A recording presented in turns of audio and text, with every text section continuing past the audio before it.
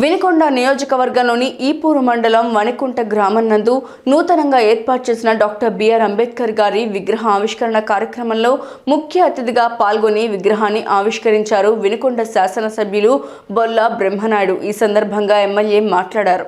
BR Ambedkar గారి విగ్రహ ఆవిష్కరణకి మరి ఆ విగ్రహాన్ని మొత్తం ఇచ్చిన దాతలు మా వెంకట్రావు గారు ఇంత పెద్ద కార్యక్రమం చేశారంటే చాలా పెద్ద కార్యక్రమం చేశారు. అందరికీ ఇందులో కమిటీ సభ్యులకు కానీ, ఇది ఆర్గనైజేషన్ చేసినటువంటి వాళ్ళకి కానీ, ఇక్కడికి వచ్చినటువంటి వాళ్ళకి అందరికీ పేరు పేరున హృదయపూర్వక నమస్కారాలు తెలియపరుచుకుంటున్నాను. డాక్టర్ బిఆర్ అంబేద్కర్ గారి గురించి వెంకట్రావు గారు చెప్పాడు, కిషోర్ గారు చెప్పారు. వాళ్ళు చెప్తుంటే ఆ భావాలు అవన్నీ అంత పెద్ద లోతుగా నాకు తెలియదు, కానీ ఆయన గురించి నిజంగా జగన్మోహన్ రెడ్డి గారు చెప్తాడు. చాలా ఆయన కూడా చక్కగా ఇళ్ళలాగా చాలా చక్కగా చెప్తాడు.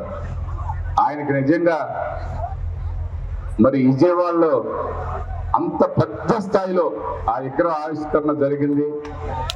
ఆ పైన లైటింగ్లు అవన్నీ ఒక 30 గంటల సేపు కళ్ళు మాకు మిరుమిట్లు కలిపినాయి. అంత పెద్ద స్థాయిలో అంత పెద్ద ఆస్తిని, అంత పెద్ద ఆయన ప్రతి ఒక్క ఆయన రాసిన పెన్నుతో సహా మ్యూజియంలో ఆ కింద ఏర్పాటు చేయడం జరిగింది. మరి ఈ ప్రభుత్వం కంపల్సరిగా డాక్టర్ బిఆర్ అంబేద్కర్ గారికి ఆ విజయవాడ అట్లా వెళ్ళగానే ఆ కొండ వైపు చూస్తే దుర్గమ్మ కనపడితే, ఈ వైపు చూస్తే విజయవాడకి డాక్టర్ బిఆర్ అంబేద్కర్ గారు కనిపిస్తారని ఈ సందర్భంగా తెలియపరుస్తున్నాను.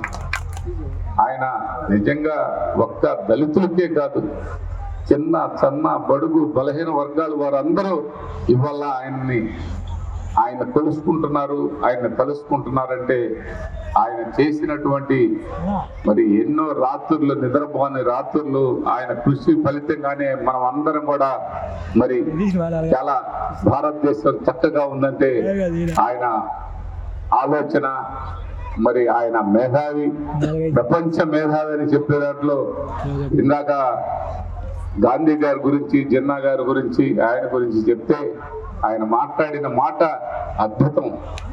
వెంకట్రావు గారి మాట కూడా చాలా చక్కగా వివరంగా చెప్పగలిగారు.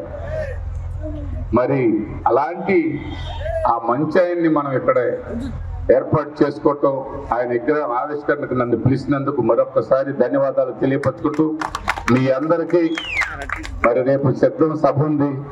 ఆ సభకి మేము కాస్త పెందలాడి మన వాళ్ళు అందరూ కూడా రావాలని కోరుకుంటూ, ఈ అవకాశం ఇచ్చిన కమిటీ వారికి హృదయపూర్వక నమస్కారాలు తెలియపరుచుకుంటూ సెలవు తీసుకుంటాం.